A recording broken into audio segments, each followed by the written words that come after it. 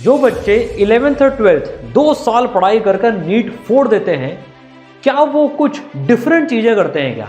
इसका आंसर पता है क्या है? यस। और वो क्या डिफरेंट चीज़ें हैं, आज हम वो सीक्रेट्स डिस्कस करने वाले हैं। इतने सारे बच्चे जो टॉप 50 में रैंक लाए हैं, मैंने उनके साथ पढ़ाई करी है, मेरी भी ऑल इंडिया रैंक 41 थी बच्चों। मैंने भी ये जो सारी चीज़ें हैं ना, जो मैं आज आपको बताने वाला हूँ, वो अपनी प्रिपरेशन में फॉलो करी हैं। देखो, जो सिंसियर नहीं हैं वो इस वीडियो को ना देखें, क्योंकि इसमें जो टॉपर करते हैं वो डिस्कस होने वाला है। अब क्या डिफरेंट करते हैं जिससे वो 2 साल की प्रिपरेशन में ही फोड़ देते हैं, अपने डॉक्टर बनने के सपने को पूरा कर लेते हैं और उनको ड्रॉप ईयर लेने की जरूरत ही नहीं पड़ती है। सबसे पहला काम पता है वो क्या करते हैं? 10th क्लास से जब बच्चा आता है ना 11th क्लास में, उसको ये बातें पता ही नहीं होती कि यार इतना सारा सिलेबस है। वो लाइफ में पहली बार इतना सारा सिलेबस देखता है। 10th में तो थोड़ा सा सिलेबस होता है, लेकिन नीट में 11th और 12th दोनों क्लासेस का सिलेबस आता है। 5 गुना लगभग सिलेबस हो जाता है। तो टॉपर्स अपना जो टाइम है ना, वो इन्वेस्ट करते हैं, स्पेंड नहीं करते हैं। सर इसका मतलब क्या हुआ? वो 2 साल बाद की सोच के सारी प्रिपरेशन करते हैं। मुझे जब 2 साल बाद एग्जाम लिखना होगा, उस दौरान पे जिन जिन चीज़ों की जरूरत पड़ेगी, मैं रिवीजन कैसे करूँगा, मैं नोट्स कैसे पढ़ूंगा, मैं क्वेश्चंस कौन से सेलेक्टिव वाले करूंगा, कौन से टेस्ट दूंगा, ये सब बातें उनके दिमाग में रहती है और उसके हिसाब से प्रिपरेशन करते हैं। छोटी सी बात बताता हूं इसमें। मान लीजिए आप मॉड्यूल सॉल्व कर रहे हैं, क्वेश्चन सॉल्व कर रहे हैं, उसमें काफ़ी सारे बच्चे ऐसे करते हैं, उसको रफ में सॉल्व करते रहते हैं, क्योंकि उनको कोई गाइड ही नहीं करता कि भाई ये चीज़ें तुम 2 साल बाद ढूंढोगे कैसे कॉपी में। वहीं टॉपर एक प्रॉपर नोटबुक बनाता है, उसमें सॉल्व करता है, ताकि वो 2 साल बाद जब रिवीजन करे उसको सारे सवाल अपने किए हुए सॉल्यूशंस मिल जाएं। उससे उसको कॉन्फिडेंस भी मिलता है और समय पर सही चीज़ मिल जाती है। तो भाई इसमें ऐसा नहीं है कि हमको राइटिंग अच्छी करनी है, जमा के लिखना है, नहीं। वो हो गया 10th में यार वो काम।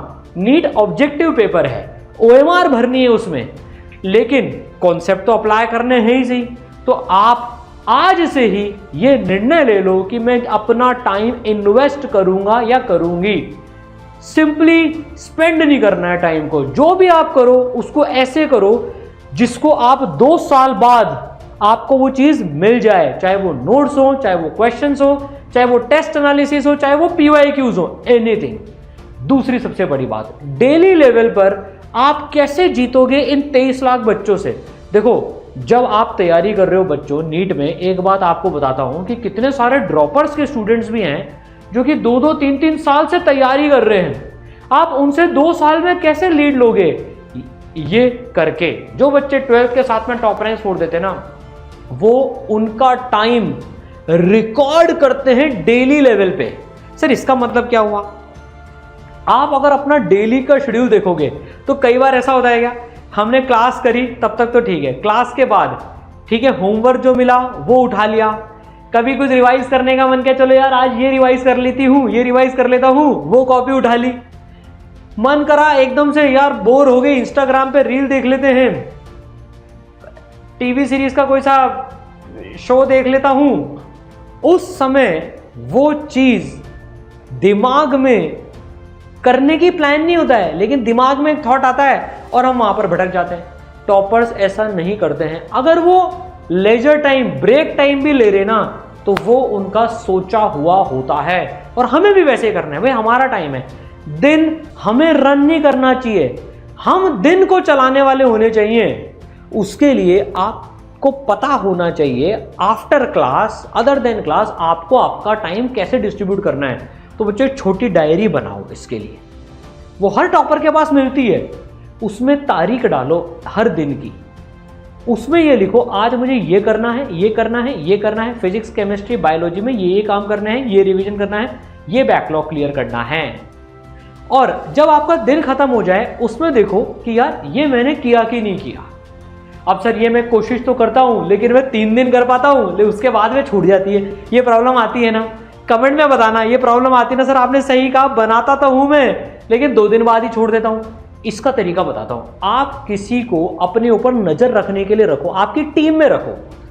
आप मम्मी पापा से भी बोल सकते हो, अगर आपके मदर फादर ये चीज समझते हैं, वो एजुकेशन बैकग्राउंड से हैं, या वो आपकी इसमें हेल्प कर सकते हैं, या बड़े भैया दीदी है ना, या मेंटर, मतलब ये सब मेंटर बन सकते हैं आपके, लेकिन उनमें एक मतलब आपका दोस्त आपका मेंटर नहीं बन सकता है, क्योंकि वो भी आपके साथ ही सेम स्ट्रगल कर रहा है अभी।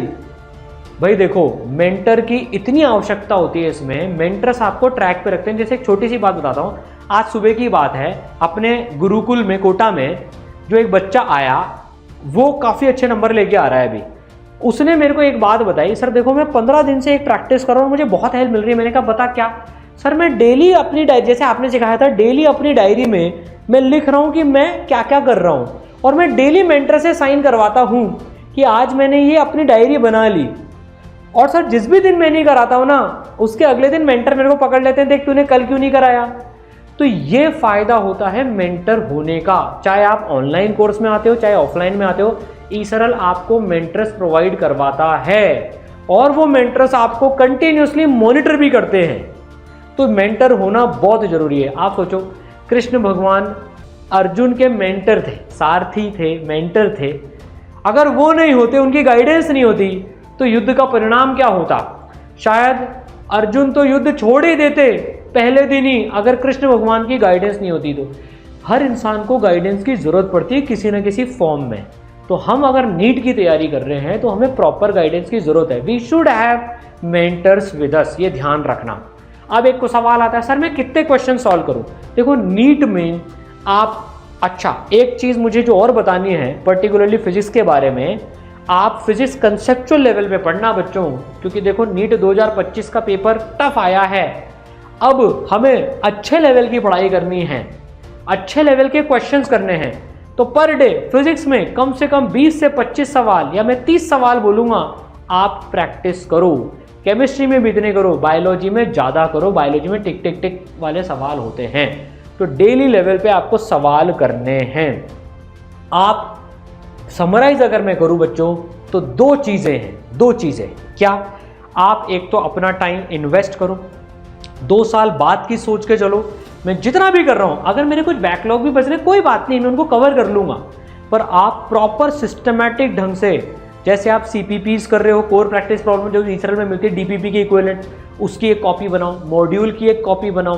फिर आपको SPPs मिलती हैं, स्पेशल प्रैक्टिस प्रॉब्लम्स, उनको भी मतलब नोट करके रखो सारी चीज़ों को। और डेली लेवल पे आप अपना दिन रन करो, ना कि दिन आपको भगाए। समझ गए? Wish you all the best. आपके डॉक्टर बनने का सपना 12th के साथ ही पूरा हो, ऐसी हमारी शुभकामनाएं हैं बच्चों। जिन बच्चों को ब्रह्मोस के ऑनलाइन कोर्स में, ईसरल के कोर्स को ब्रह्मोस बोलते हैं, जो बच्चे 11th में आते हैं, उसमें एडमिशन लेना है मेंटर्स के साथ गाइडेड तरीके से, कोटा की टॉप फैकल्टीज के द्वारा लाइव क्लासेस में पढ़ना है, वो भी इंटरैक्टिव लाइव क्लासेस में। ईसरल की लाइव क्लासेस कैसे लगती है बेटा? लिमिटेड बच्चे होते हैं, टीचर्स उनकी फोटो देख सकते हैं, उनसे बात कर सकते हैं, उनका वीडियो ऑन करवा सकते हैं, बच्चे वीडियो ऑन करके पढ़ते हैं क्लास में, बिल्कुल ऑफलाइन जैसी फील आती है, इंटरैक्शन होता है क्लास में बच्चों और टीचर्स का।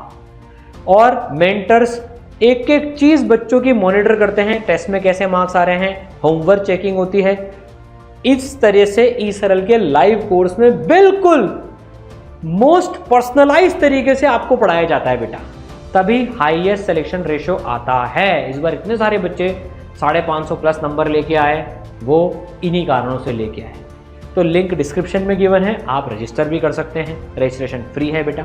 और जिनको कोटा आके पढ़ना है ऑफलाइन, कोटा में अपना ईसरल गुरुकुल है, कोटा आके पढ़ सकते हैं। Wish you all the best.